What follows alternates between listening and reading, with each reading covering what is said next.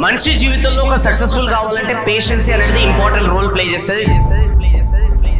Always భగవంతుడు ఒకటే చెప్తాడు, మీరు ఏదైతే అనుకుంటారో అదే చేస్తారు, కానీ ఎండ్ ఆఫ్ డే నేనేదైతే అనుకుంటానో అదే మీ జీవితంలో జరుగుతుంది. సో నేనేదైతే అనుకుంటున్నానో అది మీరు చేసినట్టయితే, మీరేదైతే అనుకుంటున్నారో అది నేను మీకు ఇచ్చేస్తాను అంటున్నాను. పూర్వం గురుకుల్ లాంటి ప్లేస్లో ఒక ఇద్దరు స్టూడెంట్స్ ఉన్నారనమాట. స్టూడెంట్ నెంబర్ 1, స్టూడెంట్ నెంబర్ 2 గుర్తుపెట్టుకోండి. సో వాళ్ళిద్దరు కూడా చాలా కష్టపడి మంచి మంచి వేదాస్ అనేది చదువుతున్నారు. వాళ్ళు చదవడం అయిపోయిన తర్వాత వాళ్ళ ఇంటికి వెళ్తుంటే దారిలో ఒక అబ్బాయి స్టూడెంట్ నెంబర్ 1 ఒక శ్లోకం చదువుతున్నాడు అనమాట. ఏం చదువుతున్నాడు అంటే, రాజు తలుచుకుంటే అదృష్టం దానంతలో అదే వస్తుంది, రాజు తలుచుకుంటే మనకి ఏదన్నా లభిస్తుంది, రాజు చేతిలోనే అంత ఆధారపడి ఉంటుంది, అదృష్టం చేతిలో ఏముండదు, భగవంతుడి చేతిలో ఏముండదు అని అన్నాడు. కొంచెం దూరం వెళ్ళంగానే ఇంకొక అబ్బాయి అన్నాడు అనమాట, నువ్వు అన్నది రాంగ్, నువ్వు కొంచెం కరెక్ట్ చేసుకోవాలి. ఇన్స్టెడ్ ఆఫ్ రాజు తలుచుకుంటే కాదు, మనం ఓపికతోని జీవితంలో ఉంటే, మనకి రాసి పెట్టుంటే అప్పుడు రాజు కూడా 100% అది మనకి ఇవ్వాల్సిందే, భగవంతుడు కూడా మనకి ఇవ్వాల్సిందే అని ఇంకో స్టూడెంట్ అన్నాడు అనమాట. ఫస్ట్ స్టూడెంట్ నమ్మలే, ఇవన్నీ ఫేక్, నేను ఒకటే చెప్తున్నాను, రాజు తలుచుకుంటేనే అవుతుంది. అతను అన్నాడు, నో, పేషెన్స్తో ఉంటేనే అవుతుంది. వాళ్ళిద్దరి మధ్యలో గొడవలు అనేది జరిగి తీరా ఈ పంచాయతీ అనేది రాజు దగ్గరికి వెళ్ళింది అనమాట. సో జనాలందరూ గ్యాదర్ అయిపోయారు రాజ్యంలో. సో రాజు ముందలు ఉన్నాడు, వాళ్ళిద్దరు ముందలు కూర్చున్నాడు. సో అప్పుడు ఫస్ట్ పర్సన్ అంటున్నాడు అనమాట, రాజుగారు మీరు ఏదన్నా తలుచుకుంటే అదృష్టం కూడా మన దగ్గరికి రావాల్సిందే, మీరు తలుచుకుంటే అది మీరు మాకు ఇవ్వాల్సిందే, అది మీ చేతిలోనే ఉంటుంది. కానీ మా ఫ్రెండ్ ఏమంటున్నాడు అంటే, రాజు చేతిలో ఏముండదు, పేషెన్స్తో కూడుకొని ఉంటే, భగవంతుడు తలుచుకుంటే మనకి రాసి పెట్టుంటే వస్తుంది, రాజు చేతిలో ఏముందని అంటున్నాడు. అప్పుడు రాజుకు మనసులో కోపం వచ్చింది, ఎందుకంటే ఆ రాజుకు పొగడతలంటే ఇష్టం అనమాట. అరే వీడేమో ఇంత మంచి చెప్పిండు నా గురించి, వీడేమో నన్ను నమ్మకలేడు, వీడే కరెక్ట్ అని లోపల డిసైడ్ అయ్యాను. ఇప్పుడు వీడే కరెక్ట్ అని నేను చెప్పిన అనుకో, అందరు నేను సెల్ఫిష్ రాజు అనుకుంటారు.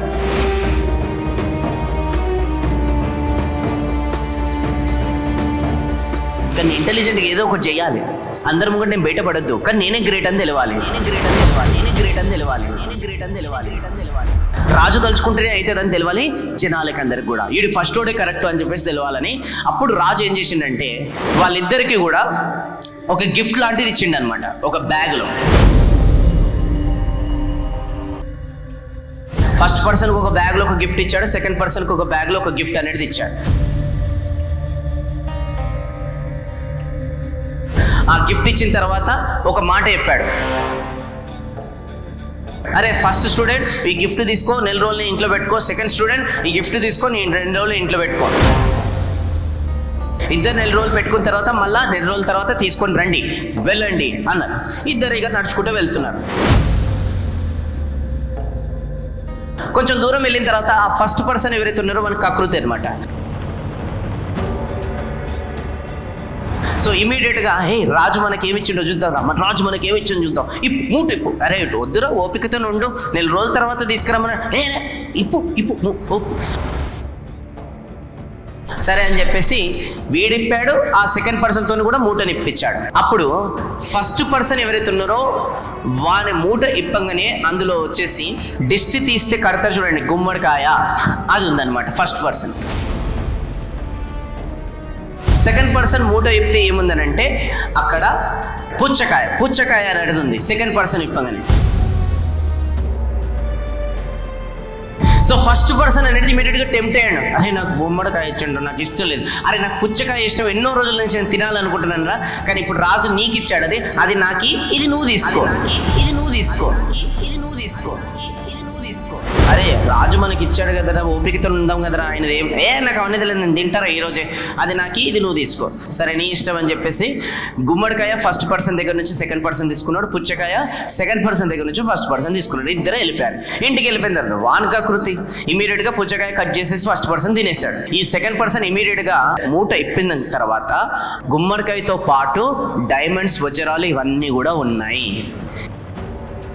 సో వాడు సెకండ్ పర్సన్ షాక్. 4 రోజులు అయిపోయిన తర్వాత రాజు దగ్గరికి ఇద్దరు వెళ్ళారు. వెళ్ళిన తర్వాత ఇమీడియట్గా రాజు అన్నాడు అనమాట, అరే ఏంట్రా ఫస్ట్ పర్సన్ ఫుల్ హ్యాపీ అనుకుంటా కదా, ఎందుకంటే ఆల్రెడీ రాజు సెట్ చేసిండు ఎందుకంటే గెలవాలని చెప్పేసి.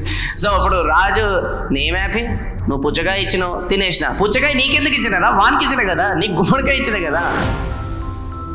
అవును, గుమ్మడికాయ ఇష్టం లేదు, నాకు పుచ్చకాయ అంటే ఇష్టం. అరే ఆ గుమ్మడికాయలలో గోల్డ్ డైమండ్స్ అవన్నీ పెట్టిన, అయ్యో అవన్నీ పెడితే ముందే చెప్పాలి కదా, అరే నా పైన నమ్మకం ఉంది అనుకున్నారా, నాకేం తెలుసురా. అండ్ మొత్తానికి నాకు అర్థమైంది ఏంటంటారా, మీ ఇద్దరిని చూసిన తర్వాత, ఈ సిచ్యువేషన్ చూసిన తర్వాత ఓపికతో ఉన్నవానికి ఆ భగవంతుడు అనుగ్రహం అనేది ఇస్తాడు, సక్సెస్ అనేది ఇస్తాడు. అంటే నేను కూడా ఆయన ముందర నేను పనికి రాను. Simple story. మనం కూడా ఈరోజు మార్కెట్లో ఒక కంపెనీ అనేది ఎంచుకుంటే, ఒక ఫీల్డ్ అనేది ఎంచుకుంటే, దాంట్లో ఓపికతో నుండి ఏదో ఒక రోజన్నా 100% సక్సెస్ఫుల్ అవుతాం. ఆ ప్రాసెస్లో భగవంతుడు ఎన్నోసార్లు ఇలానే టెస్టులు పెడతాడు. అది కస్టమర్ ద్వారా కావచ్చు, టీం ద్వారా కావచ్చు, మార్కెట్ ద్వారా కావచ్చు, గవర్నమెంట్ ద్వారా కావచ్చు, టెస్టులు పెడతారు. ఆ టెస్టులు పెట్టినప్పుడు ఎవరన్నా ఆయనను అర్థం చేసుకోకుండా తొందరపడేసి పేషెన్స్ అనేది కోల్పోయి ఏదన్నా యాక్షన్ తీసుకున్నారనుకోండి, ఆ ఫస్ట్ పర్సన్ లాగా మనం కూడా జీవితంలో ఫెయిల్ అవుతాం.